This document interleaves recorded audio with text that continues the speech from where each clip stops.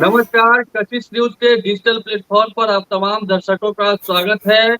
हम लोग exit poll लेकर बैठे हैं। इस वक्त हमारे साथ झारखंड के सीनियर जर्नलिस्ट विनय कुमार जी हैं और नारायण विश्वकर्मा जी। इनसे चर्चा होगी क्योंकि ओपिनियन पोल जो आया है या एग्जिट पोल जो आया है वो भी बेहद कंफ्यूज करने वाला है। 6 सर्वे एजेंसियों की जो रिपोर्ट आई है उसमें सीटवार जो नतीजे बताए जा रहे हैं, हालांकि नतीजे तो 23 नवंबर को आएंगे।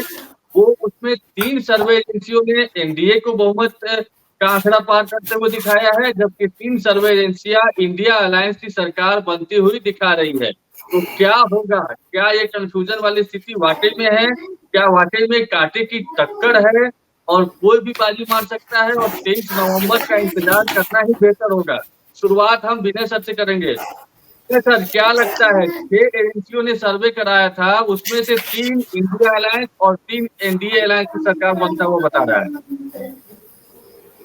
देखिए, इस बार बहुत कांटे का मुकाबला है और हम लोग भी जो अध्ययन कर रहे हैं, जितनी रिपोर्टें हम लोगों के पास आ रही है, जो हमारे संवाददाता उनसे बात हो रही, ग्राउंड पर जो देख रहे हैं, उसमें लग रहा है कि बहुत एक आध परसेंट के वोट से इधर से उधर होगा और सीटें भी किसी को 42-44 आ सकता है, किसी को 37-38।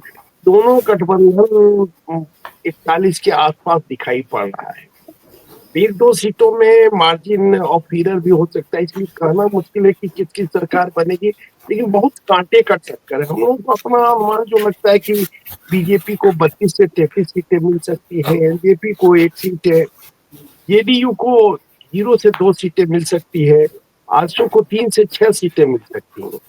इसी तरह अगर इंडिया गठबंधन को हम देखते हैं तो 26 से 28 सीटें जेएमएम को मिल सकती है, कांग्रेस को 7 से 8 सीटें मिल सकती है, आरजेडी को 1 से 2 सीटें मिल सकती है, लेफ्ट को 1 से 2 सीटें मिल सकती है, जयराम महतो को भी 1 से 2 सीटें या अन्य को कह सकते हैं मिल सकती है। ये हम लोग का मोटा मोटी अनुमान है। नहीं तो इसके आधार जो आपने बताया है इंडिया और एनडीए को टोटल सीट जोड़ दिया जाए गठबंधन में शामिल पार्टियों की, तो कौन सरकार बनाता हुआ दिख रहा है आपके मुताबिक?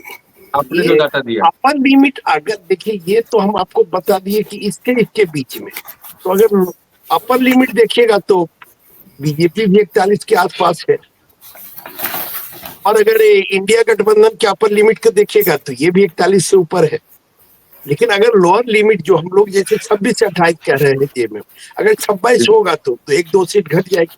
तो इसी तरह से मैंने ये जो आकलन है, अब ये इतना क्लोज कंटेस्ट है कि आप कह नहीं सकते, शर्तिया रूप से कुछ कह नहीं सकते हैं।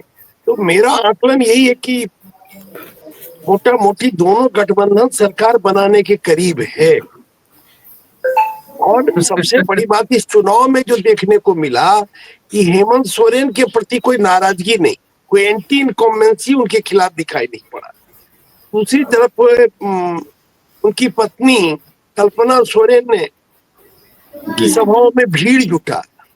तीसरी बात, महिला सम्मान मैया योजना जो है राशि, इसके बारे में अभी 1000 रुपया दिया जा रहा है, दिसंबर से कहा जा रहा है कि 2500 मिलेगा। तो इस सब का इम्पैक्ट है।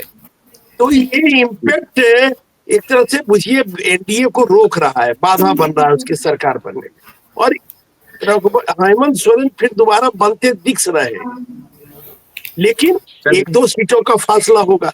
आज जिस तरह से बाबूलाल जी 5:30 बजे उन्होंने प्रेस कॉन्फ्रेंस की और जिस तरह से उनका बॉडी लैंग्वेज है, जितना वो प्रसन्न दिख रहे हैं, वो भी कॉन्फिडेंट है सरकार बनाने। और हम लोगों के पास भी जो अगर अपर लिमिट जब सीटें हम लोग भी जोड़ते हैं तो वो भी 41 के आसपास उड़ रही है। तो 41 बड़ा मैजिक फिगर है यहाँ।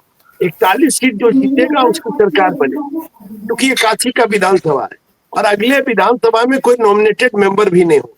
नॉमिनेटेड मेंबर की प्रथा समाप्त हो गई है, तो इसलिए बहुत क्लोज कंटेस्ट होगा।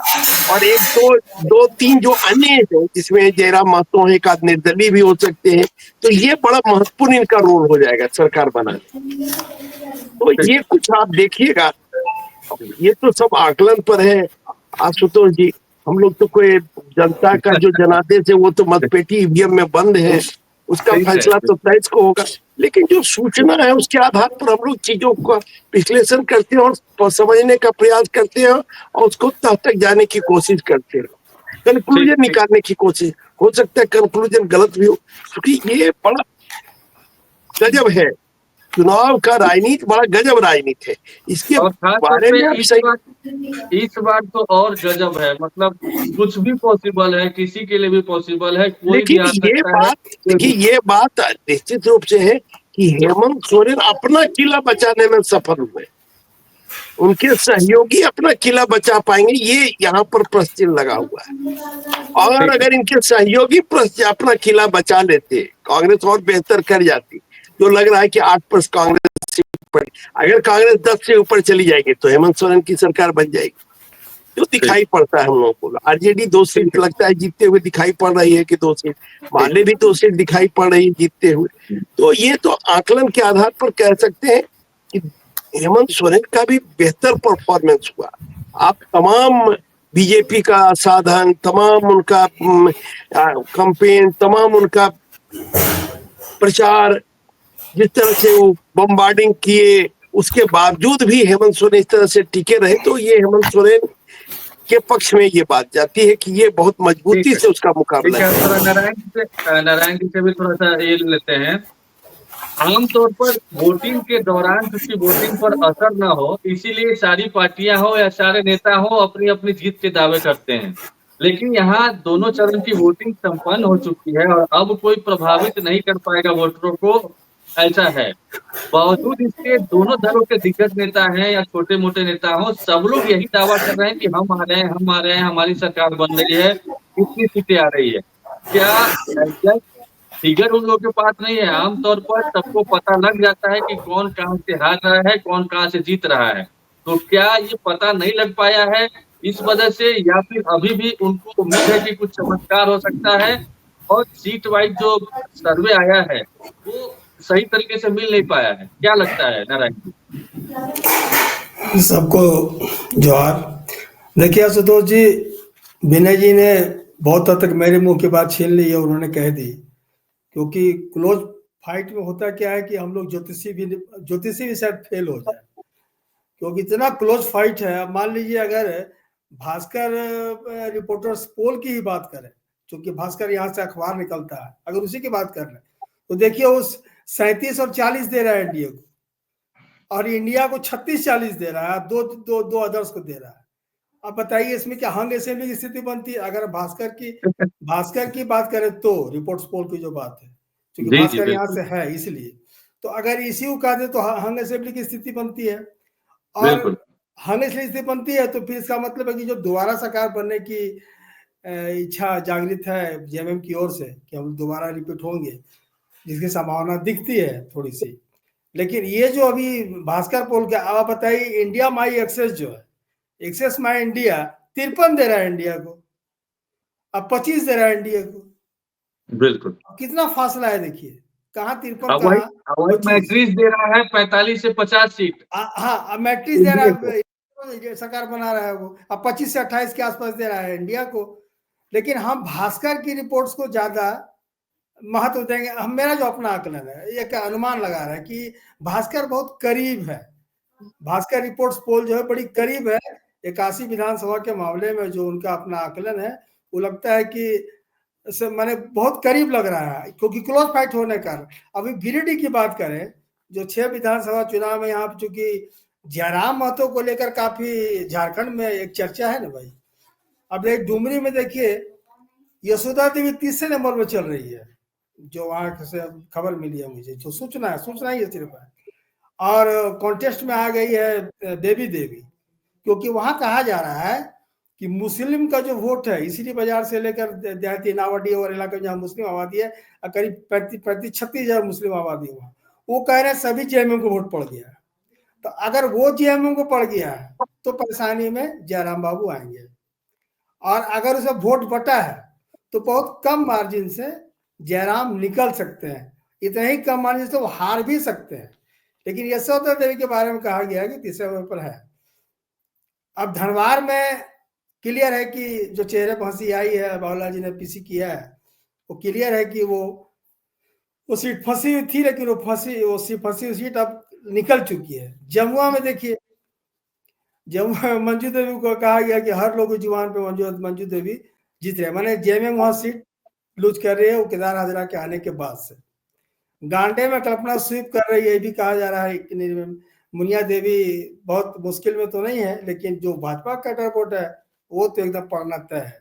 लेकिन कल्पना में भी कोई दिक्कत नहीं, वो आराम से निकल रही है। का अंतर थोड़ा कम पड़ सकता है, लेकिन कल्पना जीत सकती है, जीतेंगी। नहीं, कल्पना वोट तो अच्छा लाएगी झारखंड में। अगर ये गिरिडीह विधानसभा क्षेत्र जो 6 है उसमें कहा जाए तो सबसे अधिक वोट उनको मिलना चाहिए। जो चर्चा है गांडे, चूंकि मेरे घर से बहुत करीब है गांडे, तो वहाँ के बहुत लोग यहाँ काम भी करते हैं, पर नहीं बहुत ज्यादा वोट पड़ा है। आप बताइए कि गांडे में 72 पॉइंट समथिंग वोट पड़ा है गांडे में। गिरिडीह में सबसे अधिक जो वोट पड़ा है गांडे में 77 है लगता है, अब 72 पड़ा है वहां डुमरी में। 77 पड़ा है गांडे में और 72 पॉइंट समथिंग पड़ा है डुमरी में। तो 70+ अगर गिरिडीह जिला में गया है तो ये 2 ही विधानसभा क्षेत्र में गया है, गांडे और डुमरी। 77 वोट पहले भी कभी गांडे में नहीं आया, 68, 65, 60 में फैसला हुआ है। लेकिन इस बार वोट जब जो कल्पना शर्मा चुनाव लड़ी थी उस वक्त 68% कुछ वोट आया था, लेकिन 10-12% वोट इस पर भागा है। तो इसका कारण है, गांडे में बताया गया कि महिलाओं ने झूम कर वोट दिया, ढोल लगाने के साथ वहां वोट दिया है कल्पना को, खुले आम सब कल्पना का गुण गाते हुए सब घर लौटी है। ये गांडे की बात। बगोदर में भी सेफ लग रहे हैं, विनोद सिंह सेफ है, लेकिन गिरिडीह सीट जो है जहां पर कि सुदीप कुमार सोनू है और निर्भय शाहवादी है, जो उनमें कड़ी टक्कर है, उसमें कहा जा रहा है कि अगर पी टाण में मुस्लिम का वोट और आदिवासी का वोट, क्योंकि पिछली बार भी सुदीप कुमार सोनू ने जीत दर्ज की थी, तो उसमें पी टाण ने बहुत भूमिका निभाई थी पी टाण। इस बार भी पी टाण से उनको उम्मीद है। और ये कहा जा रहा है कि पिछली बार 2019 में सुदीप कुमार सोनी 81,000 वोट लाए थे और 45 या 46 या 60+, मुझे याद नहीं, निर्भय शाहवादी को मिला था। इस बार कहा जा रहा है कि 1,10,000 से ऊपर वो जा रहे हैं और 45-50 का दे रहे हैं आकलन। जो यहाँ के जो पत्रकार लोग हैं उनसे जो मेरी बात हुई, जो उनका अपना आकलन जो बड़ी करीब से देखते हैं गिरिडीह सीट को खासकर, तो उसमें वो कह रहे हैं कि बढ़त में सुदीप और सोनू है। नारायण जी, बाकी सीटों का डाटा भी आप रखे रहिए, हम फिर विनय सर के पास से आपके पास आते हैं, उस पर भी बताइएगा। अब ज्यादा समय नहीं लेना है, कौन जीत रहा है कौन हार रहा है, क्योंकि अब वोटिंग खत्म हो चुकी है, जो बाध्यता है हम लोग की वो भी खत्म हो चुकी है, अब सिर्फ परिणाम आना है, उसी पर चर्चा करेंगे। थोड़ा सा कैरी ऑन करते हैं हम विनय सर पर। रांची और सिल्ली, इस पर क्या लग रहा है आपको, कुछ फेरबदल संभव है या दोनों दिग्गज इस बार भी बाजी मार ले जा रहे हैं? देखिए, एकदम से भविष्यवाणी करना ये नजूमी का काम है, भविष्यवक्ता ही कर सकता है। इसलिए हम लोगों को मुझे लगता है कि इन चीजों से अब कोई कह देंगे किसी की हार किसी की जीत हो सकता है, हम किसी का कह दें, विश्वकर्मा जी किसी का कह दें, तो वो तो होगा ही। सीट और पट में अगर हम कह दें कि जेबेल जीत रही है और विश्वकर्मा जी कह दें कि सीपी सिंह जीत रहे, तो कोई तो एक होना है। इसलिए मुझे लगता है कि इस तरह की भविष्यवाणी से हम लोगों को बचना चाहिए। बहुत कांटे का मुकाबला रांची में है, लेकिन अगर आप कहते तो सीपी सिंह जितना भाग्यशाली रहे हैं, 6 बार लगातार जीतते रहे, मंत्री बने, विधानसभा अध्यक्ष बने, मुख्य सचेतक बने, 7वीं बार टिकट मिला, उनको 6ठी बार भी टिकट में संकट था, 7वीं बार भी टिकट था, तो बड़ा भाग्यशाली आदमी है, उनका भाग्य भी हो सकता है फिर चमक जाए। और सुदेश महतो की सीट सिल्ली, देवेंद्र नाथ महतो और अमित महतो। सिल्ली में इस बार जो समीकरण बन रहा है उसमें लगता है कि फिर से सुदेश महतो जीत सकते हैं, क्योंकि वहां पर ट्रायंगुलर फाइट हो गया। ट्रायंगुलर फाइट में जनरली बीजेपी आजसू के उम्मीदवारों को या बीजेपी गठबंधन के उम्मीदवार को फायदा होता है, अमूमन ये देखा गया है। तो मुझे लगता है कि जो जयराम महतो के पार्टी के कैंडिडेट होने से सुदेश का थोड़ा रास्ता आसान है वहां। तो सेम चीजें लागू होगी बेरमो में भी, वहां भी ट्रायंगुलर फाइट है, तो वहां पर रविंद्र पांडे को एज मिलता हुआ दिख रहा है। बेरमो का देखिए, बेरमो का अलग राजनीति है। बेरमो में क्या है कि कांग्रेस का भी अपना जनाधार है। जयराम महतो कुर्मियों में बड़ा लोकप्रिय है, कुर्मी मतदाताओं में काफी लोकप्रियता उनकी है, और खास करके युवा उनके लिए एकदम एक तरह से कट्टर समर्थक उनके हैं। तो अगर उनके मतदाताओं से आप बात करेंगे तब तो वो जयराम के पक्ष में है, वो मानते हैं कि जयराम जीत रहे हैं, लेकिन वहां भी बहुत कांटे का टक्कर है, क्योंकि आप किसी को कम नहीं आंकिए। एक बीजेपी के जो बीजेपी के नहीं, तीनों में ट्रायंगुलर वहां मुकाबला है, बहुत कम वोटों के से जीत हार होगा। तो किसी को आप कम नहीं मान सकते हैं। बीजेपी के उम्मीदवार 5-5 बार के सांसद रहे हैं, और अनूप जो आप जानते हैं राजेंद्र बाबू का बेटा है, राजेंद्र बाबू का उपखंड क्षेत्र रहा है, उसकी भी अपनी एक लोकप्रियता रही है। तो वहां भी बहुत फंसा हुआ सीट है और कुछ भी परिणाम हो सकता है अभी पक्के तौर पर। दो सीट के बारे में हम आपसे और जानेंगे, उसके बाद चूंकि नहीं आप तो नहीं, क्योंकि क्या है कि अभी आज 5 बजे समाप्त हुआ, कल सवेरे तक जब लोग लौट के आते हैं सब बूथ से, और तब लोग बैठ के एनालिसिस करते हैं, तब वोटों का पता चलता है, समीकरण, तब कुछ आप बेहतर करने की स्थिति में। तो कल अगर हम तब भी बैठेंगे। 2 सीट के बारे में आप अपना बताइए, फिर हम नारायण सर के पास चलते हैं। एक है लुइस मरांडी की सीट जामा, और दूसरी इरफान अंसारी और सीता सोरेन की सीट जामतारा। इन दोनों पर क्या देख रहे हैं? नहीं, इरफान अंसारी बहुत लोकप्रिय हैं। इरफान अंसारी मुझे लगता है कि उनके जीत में कोई दिक्कत नहीं होनी चाहिए, क्योंकि वो बड़ा जुझारू नेता हैं, काम करते हैं, वोटों का समीकरण भी है, तो मुझे लगता है कि वो जीत जाएंगे, उनकी संभावना ज्यादा दिखती है। हम लोग गए थे जामताड़ा, तो जामताड़ा में फुरकान साहब भी, उनके पिताजी भी बड़े नेता रहे, उस इलाके में बड़ी प्रतिष्ठा रही, खास करके अंसारी मतदाताओं के वो बड़े लीडर हैं। अंसारी समाज से आते हैं। अंसारी समाज मुसलमानों में पिछड़ा समाज माना जाता है, और झारखंड में पिछड़े मुसलमानों की आबादी काफी है, और उसके सर्वमान्य नेता फुरकान अंसारी हैं। उन्हीं के बेटे इरफान अंसारी हैं, अच्छा परफॉर्मर रहे हैं, विधानसभा में भी अच्छा वक्ता रहे, तो मुझे लगता है कि वो सीट वो निकालने में कामयाब हो जाएंगे। लुइस मरांडी सर, जल्दी लुइस मरांडी जामा में, चूंकि देखिए जामा जो है परंपरागत सीट शिबू सोरेन का रहा, और अंतिम दिन हेमंत सोरेन वहां प्रचार करने गए, तो वो सीट पर शिबू सोरेन भी जीतते रहे, उनके बड़े पुत्र भी जीतते रहे, उनकी पत्नी भी जीतती रही 3-3 बार। तो वो परंपरागत सीट है। हालांकि जो दुमका से कैंडिडेट है बीजेपी के सुनील सोरेन, उनकी एक बड़ी खासियत है, वो शिबू सोरेन को भी हराए हैं और उनके बड़े पुत्र को भी हराए, दुर्गा सोरेन को। एमएलए के चुनाव में उन्होंने दुर्गा सोरेन को भी हराया, और लोकसभा चुनाव में शिबू सोरेन को भी हराया। तो दुमका में भी बड़ा दिलचस्प है। मुझे लगता है कि जामा में मामला बहुत फंसा हुआ है। अगर जेएमएम का परंपरागत सीट देखिएगा तो जामा पक्ष में है, लेकिन लुइस मरांडी बाहरी कैंडिडेट है, बाहर से गई है वहां, तो कितना चल पाएगी, तो थोड़ा सा एज लगता है कि बीजेपी कैंडिडेट के पास है वहां। चलिए नारायण जी के पास चलते हैं। बाकी सीटों का जल्दी थोड़ा सा हम लोग चाहेंगे कि इसका बताते चलिए एकदम टू द पॉइंट। जो सीटें बची है, जैसे दुमका सीट, सर ने कहा दुमका सीट पर क्या बसंत सोरेन कंटिन्यू कर पाएंगे, लगता है? नहीं, विनय जी के बात से हम सहमत हैं। जो वो स्थिति है वहां बन रही है, वो मुझे भी वही जानकारी है जो इनको जानकारी है। हम अगर बात करें वहां की देवघर की सीट, अगर तुम थोड़ा सा आगे बढ़े, देवघर की सीट, तो वो सीट भाजपा की फंसी है। वो हाँ, भाजपा की सीट फंसी बताई जा रही है कि भाजपा की सीट फंस गई है इस बार। सुरेश पासवान इस बार, हाँ, ये आकलन है। और भविष्यवाणी तो हम कर जो सुनी सुनाई बात है, जो आपके पास जो फीडबैक है, जो आपके पास जो डाटा है, उसका बताएं। ठीक है, हमने तो शुरू में कहा कि हम लोग तो ज्योतिषी ही फेल हो जाएगा, जिस तरह के इस बार रुझान। ठीक है, अगली दूसरी देवघर की सीट वो है।